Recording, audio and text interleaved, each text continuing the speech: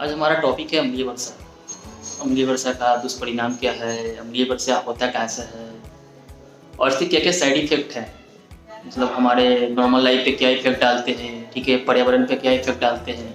तो सारे डाउट्स को आज क्लियर करेंगे। नॉर्मली तौर पे स्टार्ट करते हैं हम कि अम्लीय वर्षा होता क्या है।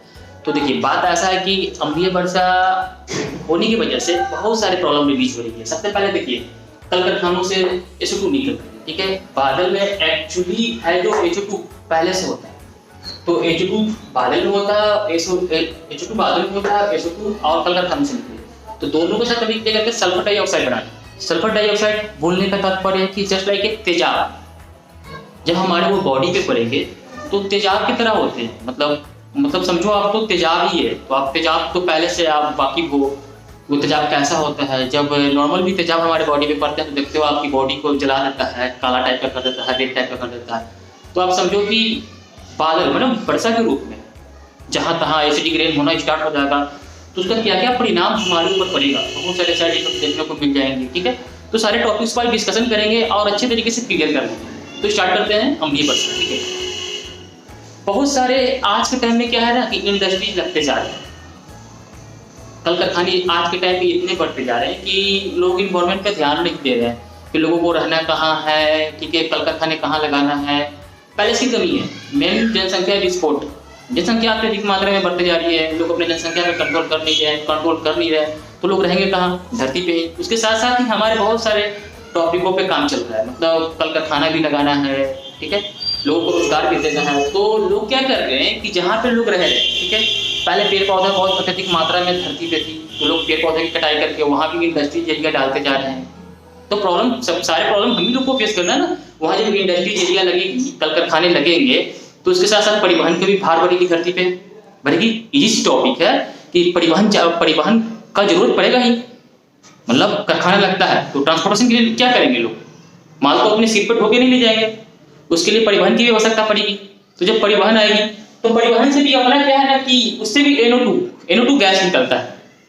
जो भी देखो, मेरे बादल में पहले से HO2 होता है और इसके साथ भी रिएक्शन करके एक नया गैस बनाता है, ठीक है।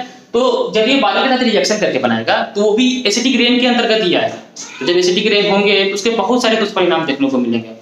तो सारे टॉपिक को डिस्कशन करते हैं, क्लियर करते हैं। पहले आप ये समझ लो कि बादल में HO2 होता है, HO2 पहले से होता है और देखो कल कारखाने से SO2 निकला, तो दोनों अभी क्लियर करके H2SO4 बनाया जो सल्फर डाइऑक्साइड हुआ।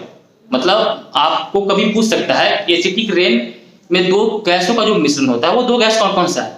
तो इजी वे में बताएंगे, पहला है H2SO4 सल्फर डाइऑक्साइड, दो गैसों की एसिडिक रेन मिश्रण है। इसी दो गैसों की H2SO4 दो गैसों की क्या हुआ, अपना ये अम्लीय वर्षा मिश्रण हुआ। जनरल कंपटीशन में ये सारे क्वेश्चन इजी वे में आते हैं, तो ये क्लियर कर लो। आप इसको एक पेज में नोट करके लिख लो, बहुत इंपॉर्टेंट टॉपिक है, ठीक है। तो आप देखो बादल में है पहले से HO2, ठीक है, और SO2 निकला कल कारखाने से। बताइए आपको, हम कल कारखाने आज के टाइम में बहुत बढ़ते जा रहे हैं, उस पर कंट्रोल है नहीं, दिन पे दिन बढ़ता ही जा रहा है। तो दोनों से क्लियर करके एसिडिक रेन बनाया। अब बादल है, कहीं भी वर्षा होगा तो जहां वर्षा होगा वहां पे बहुत सारी चीजों को प्रभावित करेगा। मतलब सबसे पहले पक्षियों को प्रभावित करेगा, ठीक है। आप देख रहे हो हम लोग का जैसे मान लो रहने का घर है, ठीक है, हम लोग कहीं ना कहीं कुछ रूफ के अंदर रहते हैं, छत के नीचे रहते हैं, या कहीं ना कहीं रहने को हम लोग नीचे हैं कि थोड़ा सेफ जोन में रहते हैं, ठीक है। तो पक्षी है जो नेचुरल तौर पर रहती है, पेड़ पौधे पर रहती है। तो जब वर्षा होगा, एसिडिक रेन जब होंगे तो उनके ऊपर भी साइड इफेक्ट डालेंगे। अब वो अंडा देती है, पेड़ पौधे पे अंडा देती है, तो एसिडिक रेन जब अंडा पे पड़ेगी तो उनके आने वाले जो भी जनरेशन है उनको इफेक्टिव करेंगे, उनको नुकसान पहुंचाएंगे। दूसरा हमारा टॉपिक है मानव प्रभाव। मानव प्रभाव तो आपको पहले ही बताया हम, मतलब स्किन कैंसर, स्किन रेडनेस, जहां तहां फेस पे रेडनेस ये सब वगैरह वगैरह आना, इन्फेक्शन होना, तो ये मानवीय प्रभाव हो गया। तीसरा मेरा जो प्रभाव है ना, वनस्पति प्रभाव। पेड़ पौधे भी खुले के रूप में जहां तहां विद्यमान है। पेड़ पौधे से तो आपको पता है कि बहुत सारे फल निकलती है, हम लोग फल खाते भी हैं। तो एसिडिक रेन होंगे तो पेड़ पौधे भी पड़ेंगे, उनको भी तो इफेक्ट करेगा ना, उनको भी तो प्रभावित करेगा ना। एसिडिक रेन निकलेंगे, एसिडिक रेन मतलब जिस तरह के नुकसानदायक, मतलब प्रॉफिट के सेंस में हो ही नहीं सकता, नुकसानदायक ही फैलाएगा। तो एसिडिक रेन उसको भी प्रभावित करेंगे। अब पेड़ पौधे से फल फूल आएगा जो कि नॉर्मल तौर पे हम लोग खाते हैं, ठीक है, तो वो जब खाएंगे तो उससे हमको भी साइड इफेक्ट होगा। पेड़ की रंग किस कलर कर देगी, मतलब उसकी कलर भी जो है ना वो पीला टाइप की कर देगी। तो ये सारे भी प्रभाव हमको देखने को मिलेगा।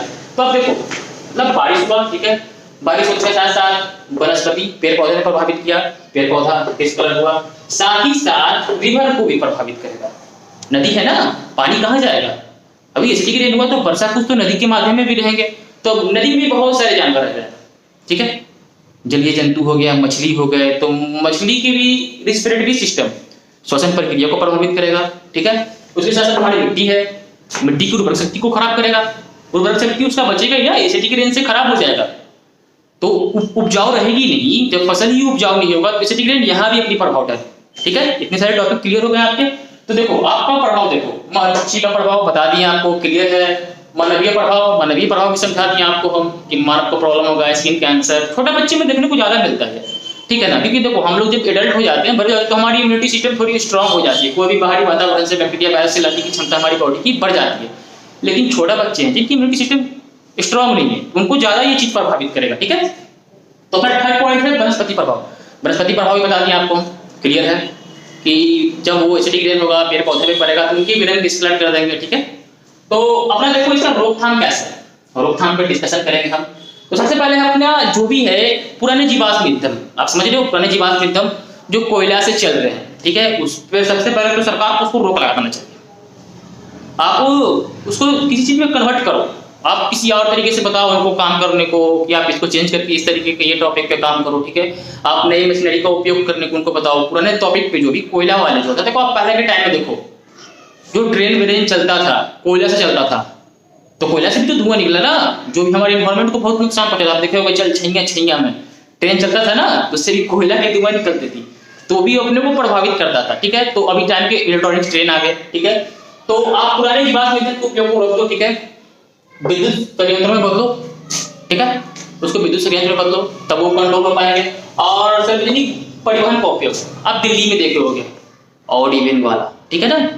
दिल्ली में क्या बोला है, लोगों ने क्या किया ना कि पर्यावरण को कंट्रोल करने के लिए ना ऑड और इवन में अपने को जाना स्टार्ट किया लोग।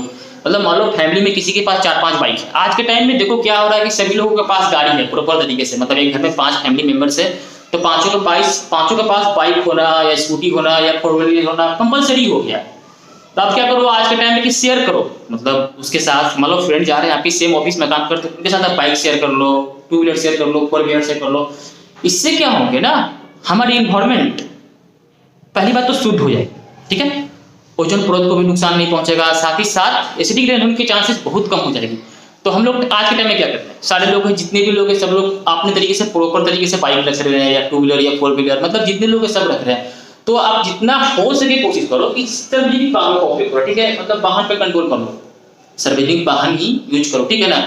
अभी तो पुराने तरीके से जो भी अपना गाड़ी चल रहा है, मतलब डीजल पे हो गया, पेट्रोल पे हो गया, तो अभी के टाइम में देखो गवर्नमेंट इसके ऊपर भी एक्टिव है। ऐसा नहीं कि गवर्नमेंट काम नहीं कर रही है, अभी क्या कर रही है कि सारे गाड़ी को सीएनजी में कन्वर्ट कर रही है, सीएनजी ला रही है, ठीक है। इससे क्या होगा, गाड़ी से जो धुआं निकलते थे वो उसकी कंट्रोल हो जाएगी। सीएनजी पे जैसे ही आएगा, सीएनजी पे क्या हो जाएगा, धुआं निकल के उसका हो जाएगा। अभी देखो आप ई रिक्शा देख रहे हो ना, बैटरी, ई रिक्शा, ई बाइक, तो ये सब क्यों हो रहे हैं, मेनली यही चीज है कि सारे हार्मफुल जो धुएं निकल रहे हैं वो सबको कंट्रोल किया जाए। तो गवर्नमेंट खुद चाह रही है कि सारी चीजों पे कंट्रोल किया जाए। तो कोशिश करो आज के टाइम में आपकी घर में अगर फैमिली में 2-3 बाइक है तो कोशिश करो कि साथ ही में एक ही बाइक पे एडजस्ट करें, या फ्रेंड है या साथ में कोई एक ही ऑफिस में काम कर रहा है तो आप साथ में जाओ। कोशिश करो जितना हो सके सार्वजनिक वाहन का उपयोग करो, ठीक है। अब जितना सार्वजनिक वाहन का उपयोग करोगे धरती पे प्रेशर कम होगा, प्लस साथ साथ उसके निकलने वाले धुआं भी कम प्रभावित करें, ठीक है। इतने सारे डाउट क्लियर है। तो ये सारे टॉपिक्स को डिस्कशन किए हैं, हमें उम्मीद है कि आपको अच्छी तरीके से समझ में आएगी, ओके।